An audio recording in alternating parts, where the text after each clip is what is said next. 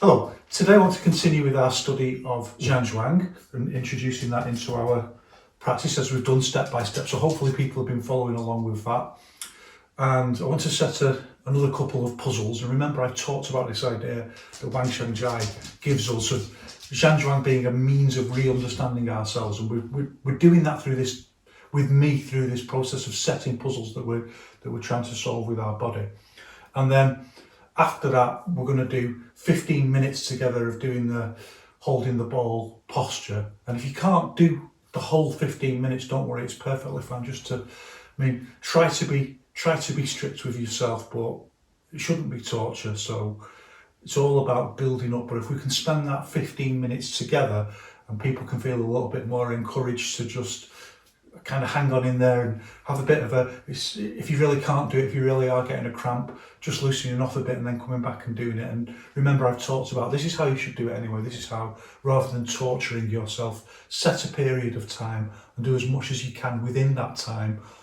Take as many rests as you need to and try and find your kind of inner, I don't like the term discipline. I prefer the term will, because that's what we're trying to train. Not your discipline, your will. My coach always used to say, be strict with yourself. And it's a certain mindset, but I think it's about will. If you can find that will, then it's more than being strict with yourself. It's more than discipline. It's something that's helping to interlink your intent with your body in a way that's really useful for martial arts training, your will. We all know how important that is. Let's begin in any case. So hopefully people have done a little bit of a warm. Remember, even for just doing these basic exercises, you should limber up a little bit, do a bit of a warm up, and it really helps a lot. Ooh, I have done mine actually. I'm just encouraging good behaviour. Oh, it's always good to stretch your legs though, isn't it? Particularly after training. Oh, my legs are aching so much after training yesterday. I can't believe it. So the puzzle we want to solve today is quite simple. It's just about twisting, and we've done like kind of pulling in and pushing out with the legs and pushing in with the legs like that. And we've talked about the idea that you can do different variations of this, like you can push in with your leg and you can push out with your arms. You can push in with your arms and out with your legs and so on.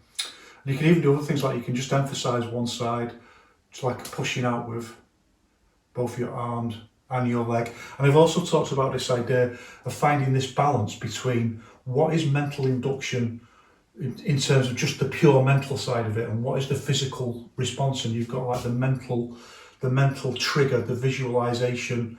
Well, I've also talked about the idea that visualization isn't itself the trigger, and I think this is where people kind of get lost in each one. Like just doing mental visualization. Well, I don't suppose it really matters as long as you get the effect. So, but the trigger itself is something that we're trying to access through visualization. So the trigger is a little bit like I talked about, the trigger for breathing, that we can consciously breathe or we can unconsciously breathe.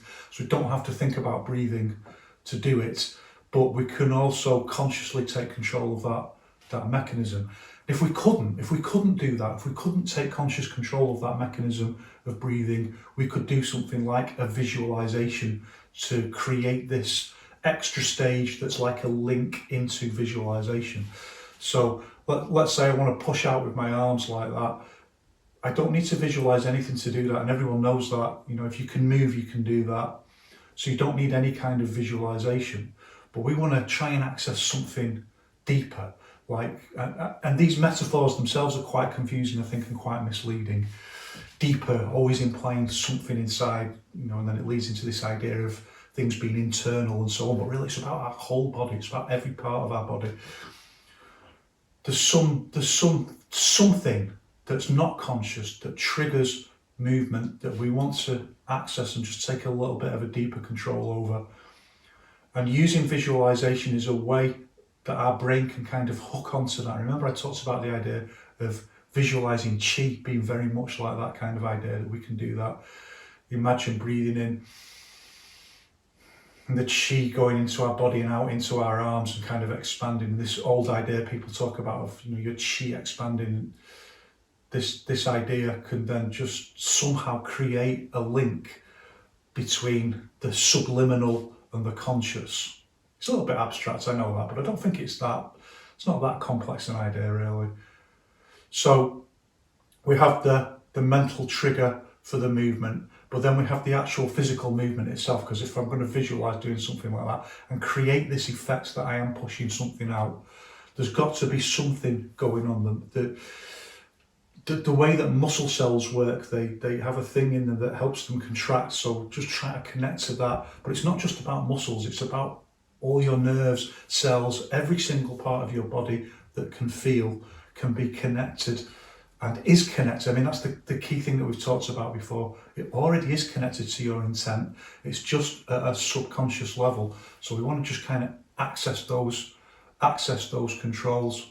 And it's like a button that we can't quite reach that button to press it to access those controls. So like we use a stick, like we're in a prison cage and the button's over there that opens the door and we can't quite reach it. So we use a stick, and that's visualization. That's that stick that helps us link our conscious control to that kind of subconscious trigger. That's good explanation. That's good teaching. That's good metaphor. So then we've got the visualization. That's the mental induction, the trigger, and then we've got some kind of physical response that creates this sensation of pushing out. And I mean, we can pretend it's that simple at the moment, because as I've talked about before, it's also possible just to completely visualize the physical movement without doing it, and also to feel the movement in your mind without doing it at all. And you can try this yourself, just imagining, visualizing movement.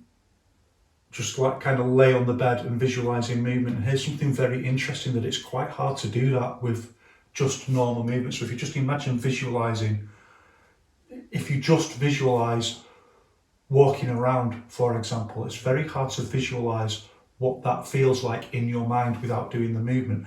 And the reason for that is there isn't enough, usually, particularly for untrained people, there isn't enough bodily sensation for us to visualize it, to visualize the feeling. There isn't enough to feel about it, which is quite... When we change that, for example, to this kind of slow movement, now we bring far more sensuality into the movement. And remember, I talked about it's not about sexuality. It's just that because of the social repression of the way that we use our bodies, that we start feeling our bodies into different boxes and kind of putting them away. We like to hide that away, like, you know, sexuality hidden away. You know, it's not the normal daily life for most people, unless you're a porn star. It's not your normal daily life, it's hidden away. So that when you're allowed to feel your body in a different, much more intensive way, or pain, you know, when you take time off work, you put in the hospital, you keep it inside, you know, you man up and you don't tell people that you're in pain. And that feeling, that intense feeling that pain gives you, and you've got to tough it out, that's put in a box and, you know, hidden under the plaster, literally, and put in a box and hidden away and so on. That all these ways that we can't help but feel our body in a more intense way. It's just the way that it tells us the way that society functions around these physical ideologies, that we separated between our mental feeling of our body and the feeling of our body itself. So it's this idea of dulled bodies, dulls, D-U-L-L-E-D, dulled bodies. I know my accent is quite strong. It's not strong for around here, I have to say, but I think it's strong for people who aren't used to it. So we have quite dulled bodies as we go around our daily lives, and it's only at certain points that we feel them more sensuously, that we feel more in actually that we've got bodies. This is this kind of movement when we start moving like this, when we start doing Mo Sabu. Bring the feeling into our legs and so on, bring the feeling into our arms. And this is one of the things that Jianwu does, for example, as well, just bringing this sensation and feeling back into our arms. And it intensifies the feeling that we've got in our bodies. And that makes it a significantly easier to visualize that movement. It's like something that our memory can hook into, something much more tangible that our memory can hook onto and visualize and remember that movement, feeling. Try it yourself. Try doing an exercise like, what did we talk about this exercise? If you can get that feeling right, try and visualize that without doing the movement, and try and visualize just walking around, if you can walk around, or if you can't walk around, visualize something else, some other kind of movement that you can do. I suppose like moving a wheelchair would be quite an interesting one, because that involves quite a lot of physical movement, so I imagine that's much easier to visualize than just walking around daily life. Or maybe it just becomes so subliminal. That's, something to look into, an area of research quite interesting. So the intensity of the movement, and certain things you can probably visualize a lot better. You can probably visualize sexuality a lot better, for example, whereas a lot of stuff around daily life is a lot harder to visualize in your movement. So I could go on and on about that. It's like the sociology of haptics, like the idea of touch, and the way that touch is interlinked with psychology, and how touch is socially constructed. There's loads of really interesting things around that. Loads of really interesting studies done on that kind of thing. So we want to bring in that point where the visualization is just starting to access, like that. It's that stick. It's just grabbing hold of that stick, and this is the physical response.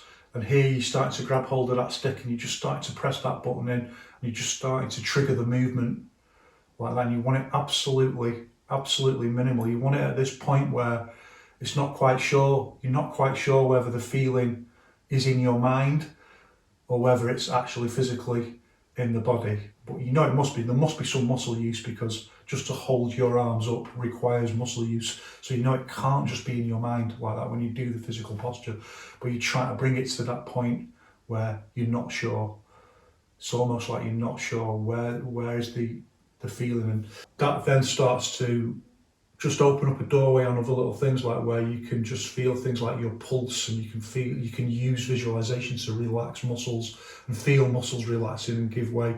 And also, very importantly, one of the ideas, the theoretical ideas here, is that one of the things that you're doing is you're recruiting the minimum amount possible necessary just to create the sensation, for example, that you're holding the ball. And what we're trying to do is fight against the evil zhuangs of daily life that teach you how to use too much muscle in everything that you do.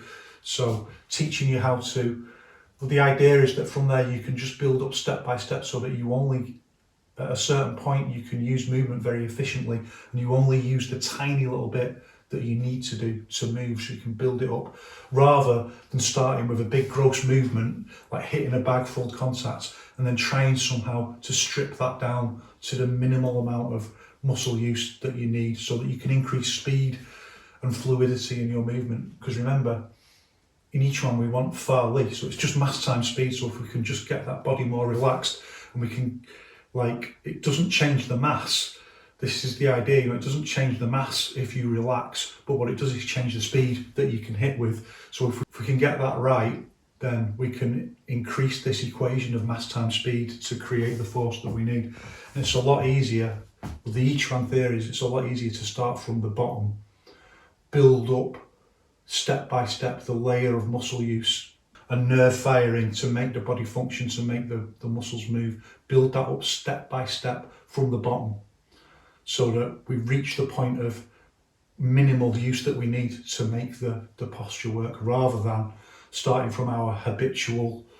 I love this idea of evil zhuangs, by the way, I was thinking about the other day, like evil zhuangs just like sat in your van, sat at the desk, cleaning, painting and decorating, just the ways that your body is forced into different postures and ways of daily life that hurt your body, and that inevitably, we kind of overuse muscles, and this is the key thing that we're trying to get back in each one. So hopefully that all makes sense anyway.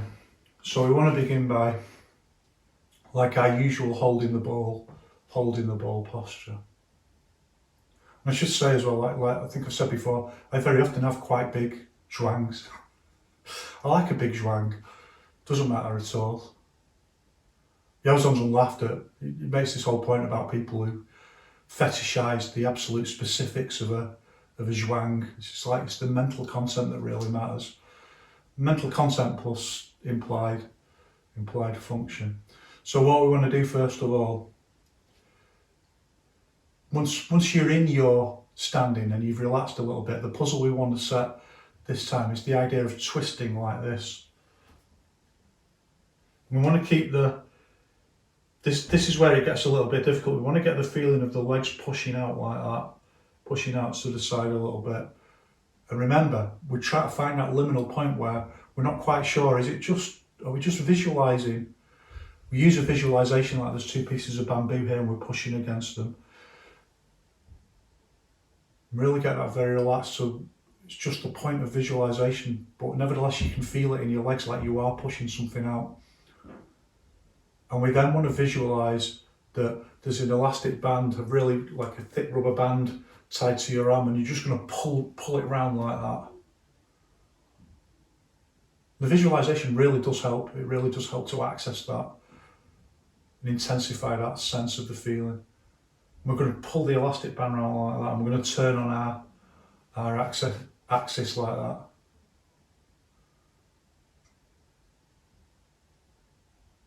And the other one is to do it the other way, like that. Like there's an elastic band pulling that way. That's a really simple visualisation that we can use. And then there's a couple more. What I'm going to do is I'm going to bring these into guided standing in a minute. I'm going to try and do 15 minutes together of holding the ball posture. There's another one that I want to use that we're twisting in the leg like that, just one leg. So we put all our intention on one leg. We're just kind of triggering the nerves that will cause this. Then the nerves are just like triggering the muscles that would cause us to twist the leg in like that. Just one leg, putting all our intention on just one leg, and then putting all our intention just on the other leg. So those are the puzzles that we want to set and solve today. I want to talk about them while we're doing the 15-minute standing. You know, normally you want to be kind of quiet.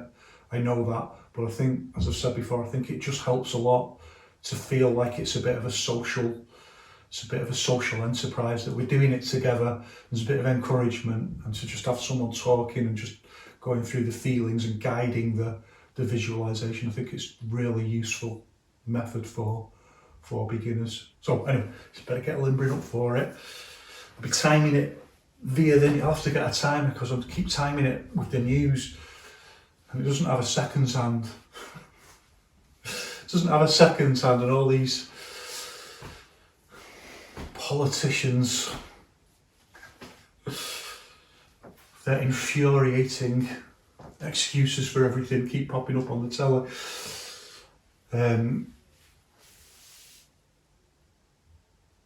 So I have to keep glancing at it because I don't want to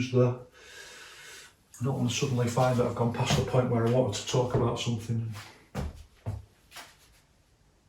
So you can see on the video now, I keep glancing at the time because I need to check when I want to talk about what. Right, okay. Ooh, I think I'm ready. So there's about 15 seconds to go, so get ready. Get your mind prepared. It's not torture. It's not supposed to be torture.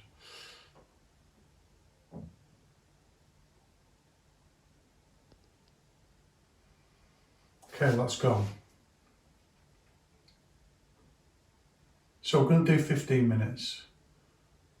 But remember, it's a time to do the standing in. If you can't do 15 minutes, that doesn't matter at all. You can, as long as you're diligently building up to it, do what you can, and then just try and do a little bit more. As Yao Zhong says, just try and do just a tiny little bit more, just to build that muscular resilience. It's not even just about resilience I've talked about before, it's just, a lot of it's about the muscles relaxing. Some of it's about resilience, some of it's about the muscles relaxing, letting go of the tension, the unnecessary tension in your muscles. And that takes a little bit of time. So the first thing you probably feel, I still always feel straight away, the effects of the evil zhuangs on my body, in my legs, tension in my legs, because they're such big muscles, so generally speaking, feel that straight away.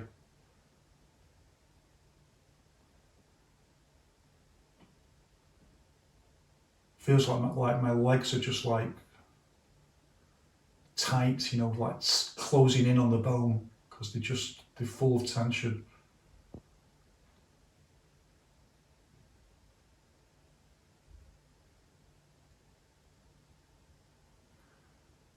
Reading some of the things that people say about Yiquan theory online makes me full of tension. Shouldn't, but it does.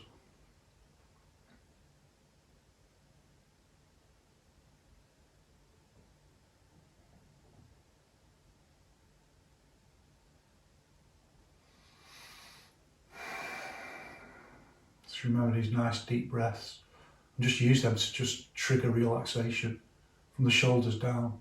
Remember this idea of warm water being poured on your head, and you can do that with the breath, like just visualize that warm water flowing all over the body, and it just relaxes everything.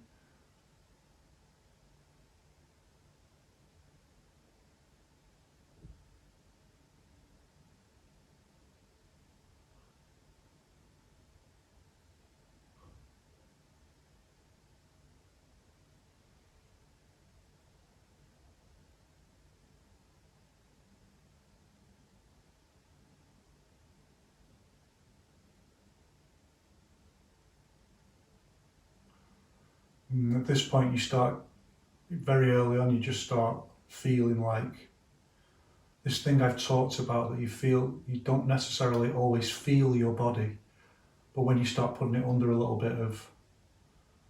just a little bit of strain. It's one of the geniuses of this idea, you know,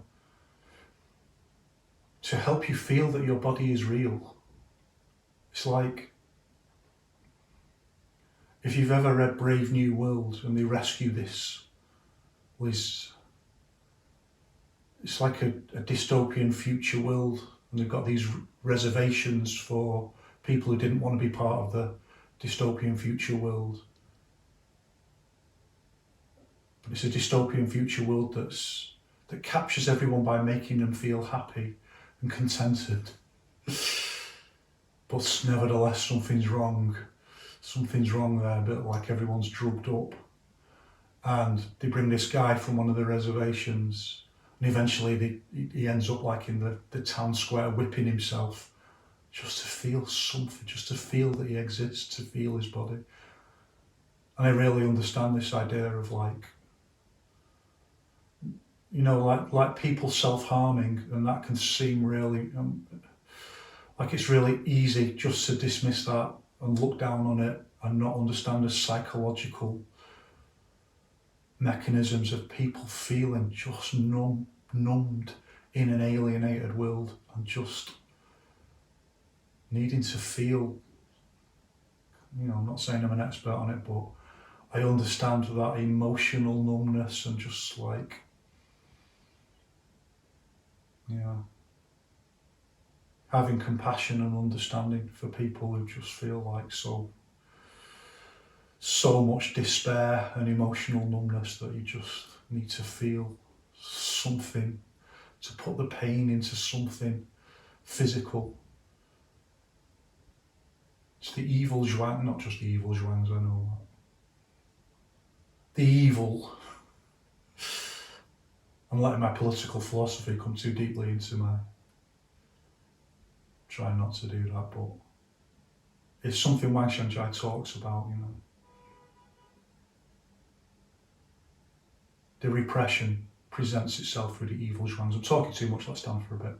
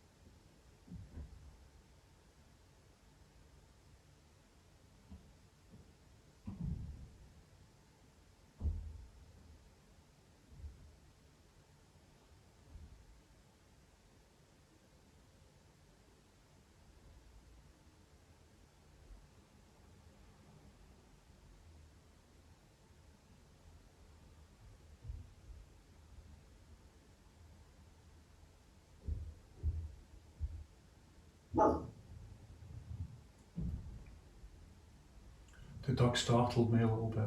He startled you. I just almost did Farley. I mean, that's the origin of Farley at the end of the day. The startled response.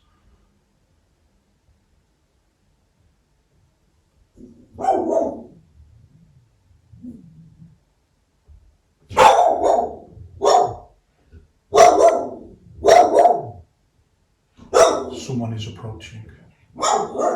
Hey, shh! Come here. Shh! Hey!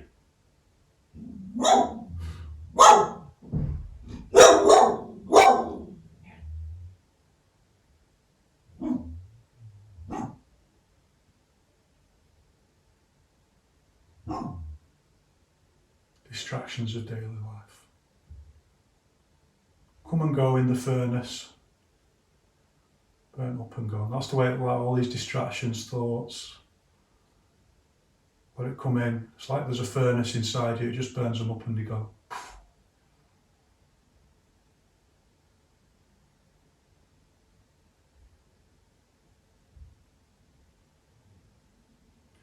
You might experience, by the way, it's something Yao Zhang talks about, that your non-dominant hand is like lower, that you start feeling like it's lower than the other hand, that there's something not quite. And it's because your intention's been trained to focus on a dominant hand socially. So it just feels that that's doing it. You just feel that hand more subtly, it's not more intensely, but there's just more subtlety in how you feel that, what that hand is doing. Your proprioception is higher in that hand. So you tend to feel that that's doing the right thing and the other one isn't.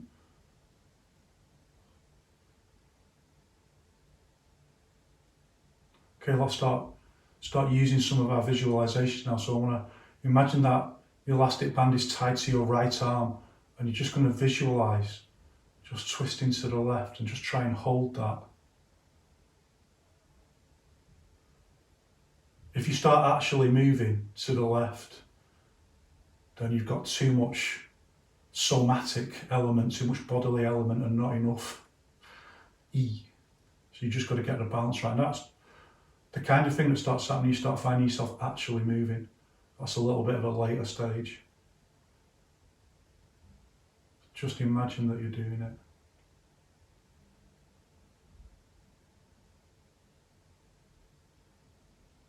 This is one of the meanings of movement within stillness. It's like the movement's been frozen, but you can still feel the energy of the movement.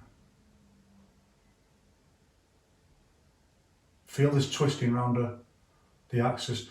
This is one of the reasons why the visualization that people talk about of like being a sprinter in the blocks isn't very helpful. I don't think it's a very helpful visualization.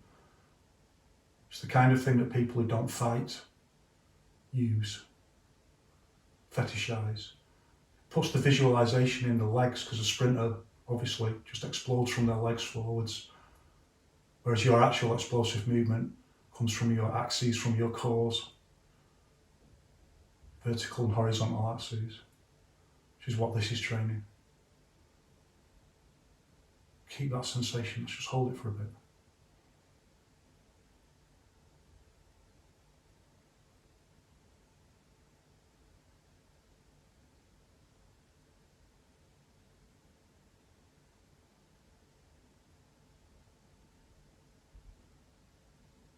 Remember, if it's agony, just loosen off a little bit, put your arms down. As long as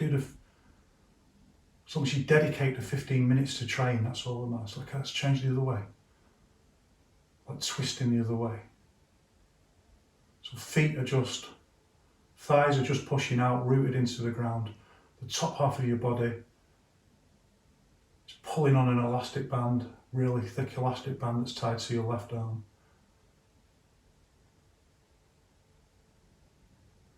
It's like the whole upper body is twisting to the right now.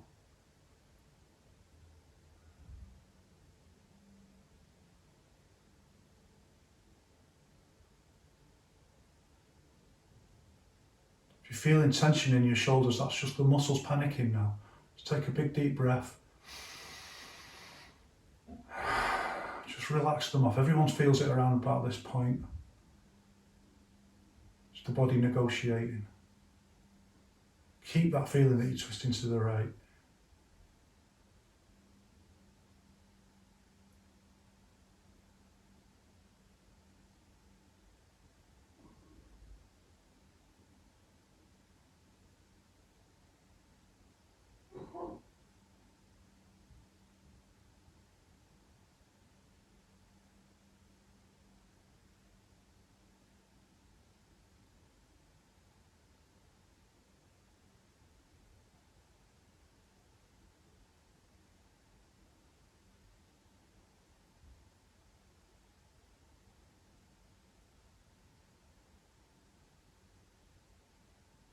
Remember, you might start breathing a little heavier, because use a big deep breath, because your muscles are burning oxygen. So you're, as Yao Zhongzun says, like your breathing changes. Even though it's natural breathing, it changes because of the posture.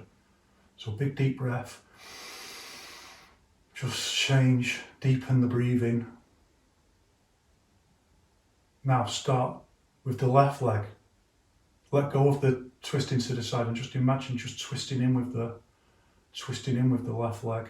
Don't even need to use any visualization other than just try and trigger the feeling. Twisting in with the left leg like we talked about.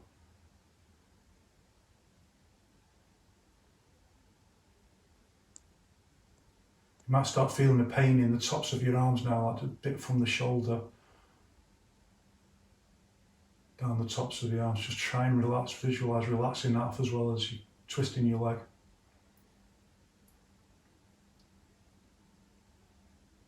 Not long to go. Change, twist the other leg. Just twisting one leg. Put all your intent in that.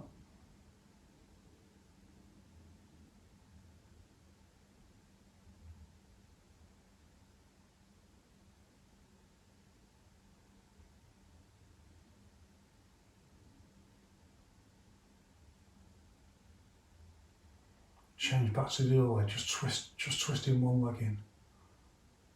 Now as you're twisting that leg in, twist the other leg in as well, so they're both twisting in. Now you've got to check how much muscular tension are you using to do that. I bet it's loads. So just relax it, go back to just the visualization. Just visualize turning your legs in, twisting them in, visualize it. Now visualize like you're crushing a piece of fruit under each foot. With the twist. Just visualize that, see the difference. If you do it right, you lose most of the muscular tension. Okay, that's 15 minutes, so let's just relax. It was 15 minutes, wasn't it? So 35, 40, 45, 50, 35, 40, 45, 50, 15 minutes, let's just relax.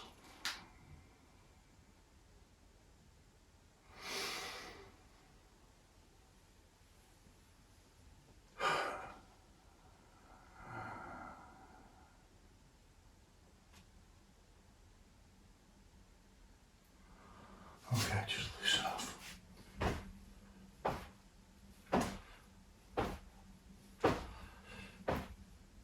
God, I couldn't work out 3 5s then. This is a good exercise. Oh.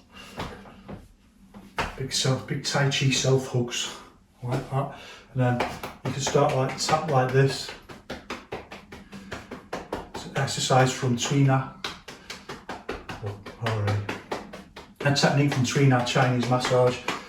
It's used all the time now in modern Western medical science. The idea in Trina is it brings the blood and the chi to the surface, but it definitely brings, so I was watching Botched, the plastic surgery rescue thing, and they were doing this, and they were saying it brings blood to the surface to help healing.